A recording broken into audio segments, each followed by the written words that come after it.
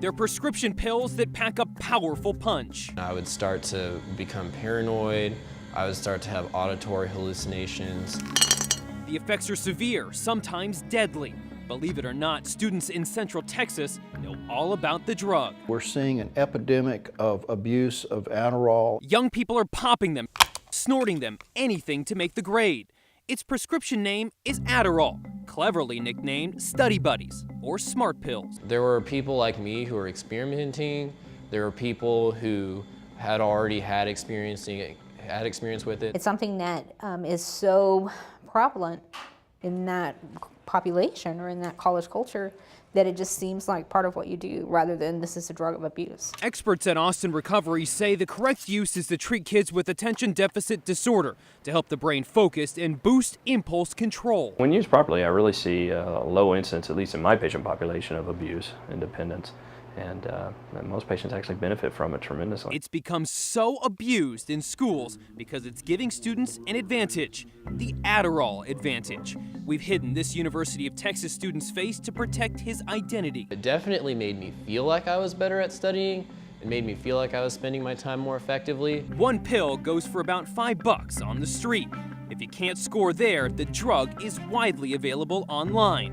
And what your parents don't know, when they're supposed to take it, they actually don't take it. They hide it in their cheek and then they take it out and then they save it for later, either to sell or to use recreationally. The chief medical officer at St. David's in South Austin tells me Adderall increases alertness, energy levels, and focus, helping students prep for exams or study for the SAT. He says many teens are popping the pills to meet their parents' high expectations. This drug is widely available on high school campuses these days and can easily be obtained by these students who are motivated to try to improve their performance. And the Adderall advantage can have a dark side. They actually become psychotic as a result of taking this drug. This is unpredictable.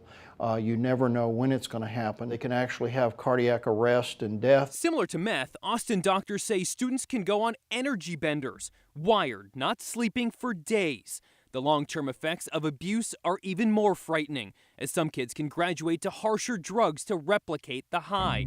This UT student's downward spiral started in high school, eventually ending him up on the streets. I would go out and get more and use more, even though I knew that it was counterproductive. Kids doping in Central Texas, not to treat ADHD necessarily, but to boost their academic performance without their parents ever knowing anything is wrong.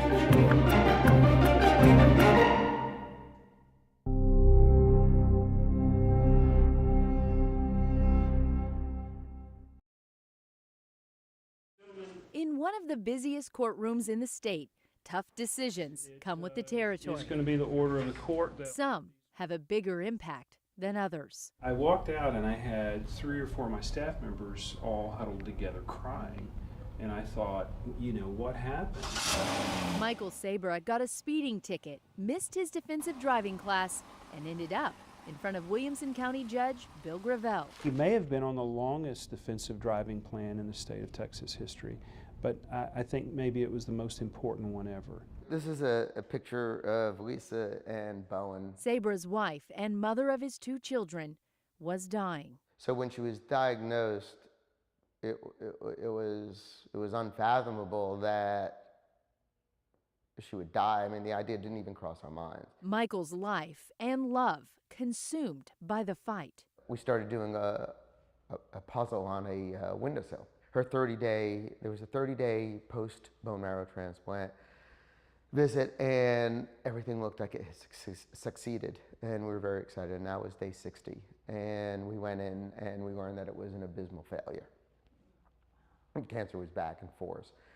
And we came out and we both walked right up to that puzzle that we had started. We just held each other's hand or would put our head on each other's shoulder. We didn't say a word, and we just did that puzzle. We finished it in I think we stood there for an hour without saying a word to each other, but we were so connected. I'll never forget that. Instead of fines or fees for missing the deadline, The judge gave Michael a 2-year extension to complete defensive driving. That gave me 6 hours to be with my wife while she was alive. That gave me 6 hours to be with my kids when they needed me most. Something Michael, The feeling that he gave me was one of true empathy. will never forget. I heard her take her last breath. She just stopped breathing. A year ago, Lisa Sabra passed away. I leaned down to kiss her and hold her, and a force pulled me back and pulled me up to my feet, and I felt this energy swirl all around me. Michael's year since her death focused on her legacy and sharing her kindness.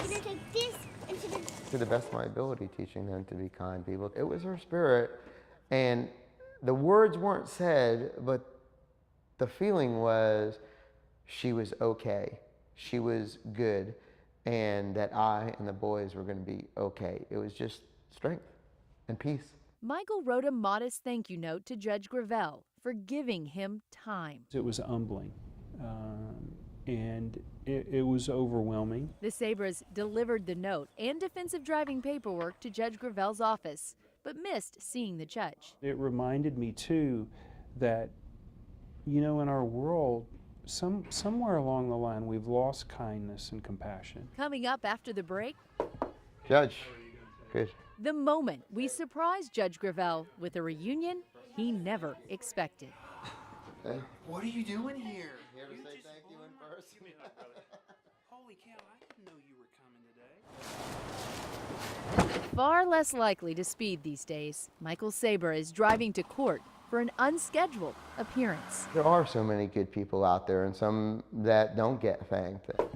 Judge, good. Mike Saber. How are you doing? Good. Here to personally say thank you. Yeah. What are you doing here? Here to You say just thank you in blew up. person. Holy cow, I didn't know you were coming today. They sat down to talk about kindness and Lisa. That's the most difficult part of being a judge. How do you be just for protecting the people and preserving and protecting the law, but having grace? Years ago, the 22nd busiest judicial court in the state decided its theme would be Kindness Matters. That's why a thank you note from Michael meant more than expected. For, every 50 complaints or problems we have, when I see one person where we handled it right, that's humbling. Mm-hmm. Kindness does matter. Yeah, it does matter, doesn't it? And it seems Lisa would agree. Michael has never been able to see his wife in a dream until a few days before our interview.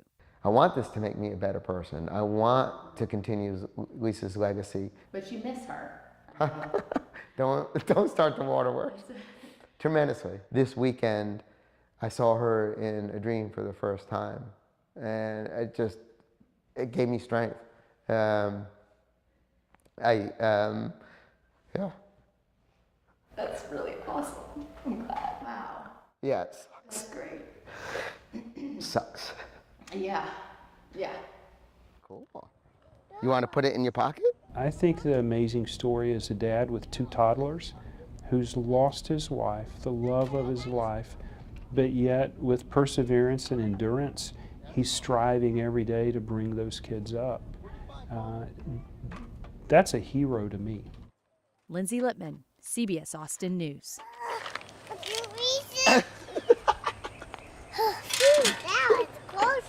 That was a close one. You want to put it in your pocket? How many are in there now? A wedding cake is not just a cake. A wedding cake can definitely be artistic. A California judge ruled it's an artistic expression, a centerpiece in the celebration of a marriage.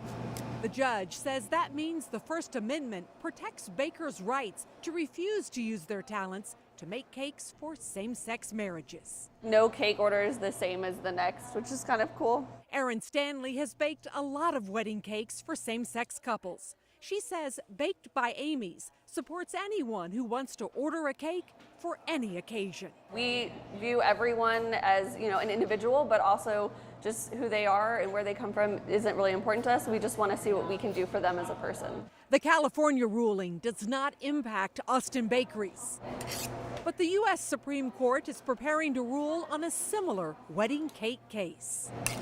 A Colorado cake artist is arguing that his right to free speech and free religious expression trumps anti-discrimination laws. I think it's pretty much done. Erin knows no matter which way the U.S. Supreme Court ruling goes, it won't stop her from making cakes for same-sex couples. People vote with their dollar, and they're going to support local businesses that share the same values as them.